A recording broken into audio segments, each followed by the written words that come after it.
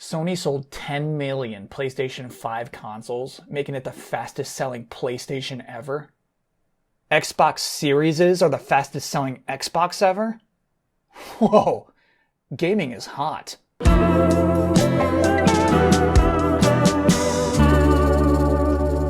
The 2020 Summer Olympic Games in Tokyo, Japan are on. And to celebrate, here at Delayed Input, we're doing Video Game Olympics. What I've done is I've devised 40 different gaming categories, and I'm going to award a bronze, silver, and gold medal for each of these categories. Our first category is wisecracking. The bronze medal for wisecracking goes to Joker from Mass Effect Legendary Edition. Whether he's sarcastically questioning his captain's orders or sincerely questioning sleeping with the AI that runs his spaceship, this man earns his code name with that contagious wry smile. Okay, time out. Sorry, I just need a breather real quick. This bit is fucking killing. This is so genius. You just want to do it justice, you know? And I realize it's even more confusing now because it's like, is he an athlete now? He was just giving away the awards. It's a lot of balls in the air, I realize. Speaking of balls in the air, I've been watching the Olympics. And one thing that's weird for me about watching these Olympics is generally I am enjoying them, but I'm getting a little bit of the family prom effect. And to be clear with you, family prom effect is not like a normal thing. That's a me thing. It's what I envision. It's what I think of when we try to make the best of COVID-19. What I envision specifically is a high schooler. I guess this is more of a last year thing. A high schooler is a senior in high school and they're going to miss their senior prom. And then their family is like, well, we'll just have it here in the living room.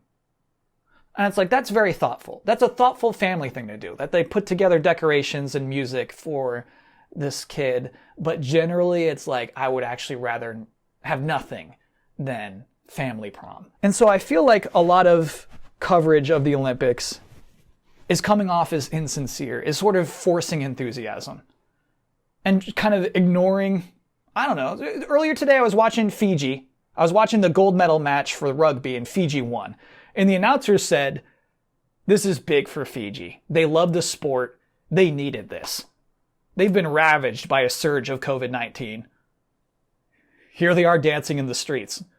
And so why'd you bring up the COVID then? This isn't going to cure the COVID. It's just rugby. It's just a gold medal. It's not going to fix that. Why would you bring that up? Why would you attach that? We're just in a weird time right now because we're almost through the pandemic, but it's very clear we're not yet. That things aren't normal yet. You know, it's like you got vaccinated, but you still got to wear a mask. People are tweeting, please get vaccinated to people who are absolutely not going to get vaccinated. And the Olympics are weird. They feel weird. They're the 2020 Olympics happening in 2021. And, you know, there's sports being played for empty stadiums and athletes are testing positive for COVID-19. And you feel bad for Japan, you know, because Olympics always cost a lot of money, but they're not getting any tourists. So like you feel sympathy for the host nation. I don't think it's a coincidence that this year, Simone Biles, the most popular athlete for the entire United States, straight up said, I can't do this competition for mental health reasons. I can't do it. And also that the predominant response to that is, yeah, we get it. Please, Simone, get better. Take your time. We've all been through it.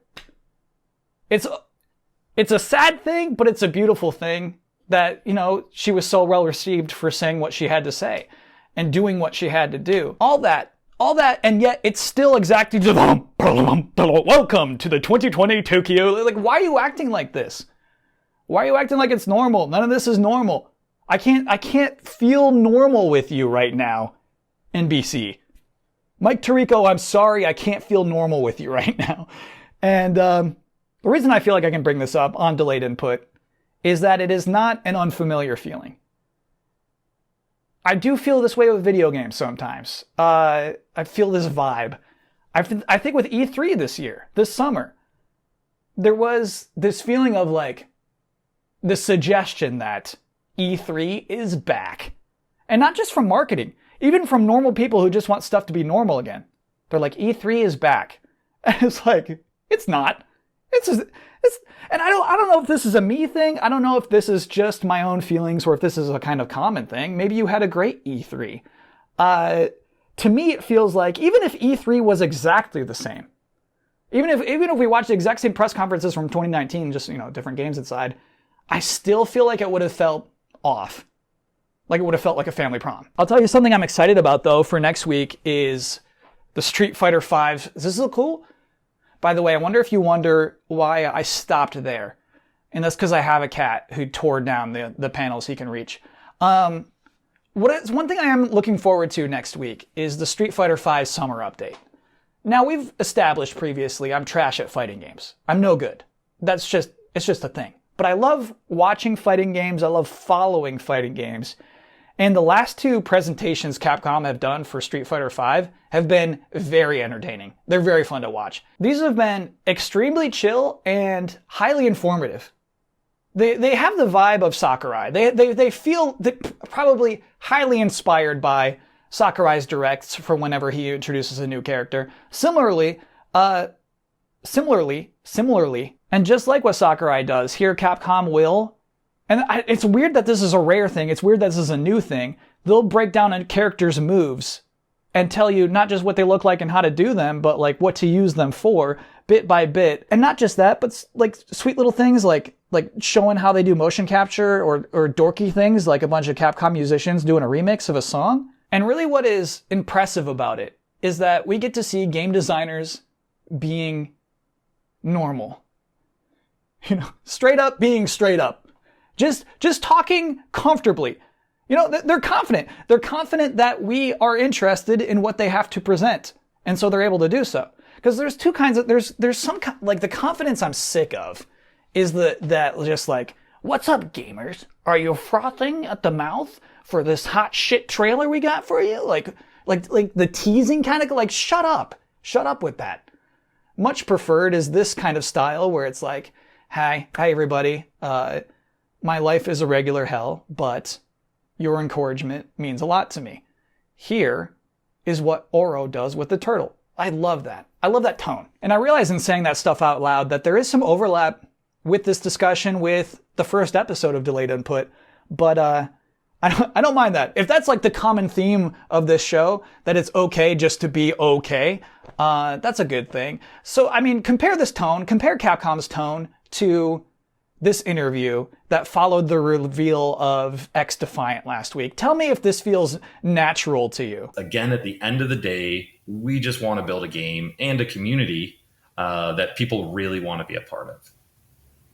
Oh, that's great to hear, Mark. It has me very excited. Now, I want to get a little bit into gameplay, specifically that video we just saw. Kim, we got to look at some factions that are coming to the game. Can you tell us a little bit more about them? I can. Don't talk to me like that. Let's look at EA Play Live last week. They hired Xavier Woods, who's a great host. He's a great talent. But then they scripted out stuff like this. Okay, this is fantastic. Now, Christian, before you go, let me make sure that I have all of this straight. So on top of all the content and maps that have already been announced, we also get content from Battlefield 1942, Bad Company 2, and Battlefield 3, including 6 of the best maps of all time. And all that can be sliced, diced, and mixed together in Portal. And then we still have Hazard Zone coming later this year? Yes, that's exactly what I'm telling you, Austin. If you've always been a fan, or if you've never played Battlefield before, we want Battlefield 2042 to be the ultimate Battlefield experience. Christian, just thank you. Thank you. My pleasure, Austin. I'll see you on the battlefield. Don't talk like that. I don't like to be spoken to like that. I don't like to be spoken to a lot of the ways that video game companies like to speak to me. And I wonder how long that sticks. I don't know if I'm drawing a false correlation between 2020 and 2021 COVID-19 pandemic depression and current day AAA video game marketing. I don't know. It seems like a stretch. I realize that. What I am telling you is that I feel the same. That with NBC's Olympic coverage and AAA game marketing, both of these feel like slow dancing with my dad. And I'd rather just not. I'd rather just chill. Okay, and time in? And the silver medal for wisecracking goes to... Oh, it's my time? Okay. This is slightly confusing. Bossman seems hopeful, but he did not commit to the bit. The judges are going to score accordingly, and the scores are now coming in. Ooh, this has to be a real disappointment for Bossman. He is 35 years old and will not be in shape to do this again in 4 years. Disappointing for him, but this does look like another win for the Americans. Now let's take a live look at his parents. Oh no. Oh, they're not even looking. Do they know they're on? Oh, that's worse. That's the episode for this week. I'll be back with more delayed input next Thursday. Hope to see you then. Thanks for watching.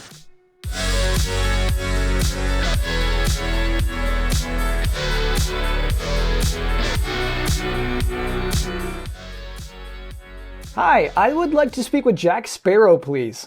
May I ask who's calling? This is Kyle Bossman from Delayed Input with Kyle Bossman, which is a YouTube show. Like Hot Ones? No, it's just video game stuff. Most of it is video game stuff. Okay, you have the wrong Jack Sparrow. Let me forward you to Kingdom Hearts Jack Sparrow. No, I guess, I'm sorry. I guess I would need Sea of Thieves Jack Sparrow then. Can you? Okie dokie. Yeah, here you go. Okay, thanks. Hello? Hi, I would like to speak with Sea of Thieves Jack Sparrow, please. No. Oh, can I leave a message with you? What? Can you just tell him that Kyle Bossman from Delayed Input with Kyle Bossman was doing Video Game Olympics, and I have awarded Jack Sparrow the gold medal in wisecracking? Nah, sorry, bud.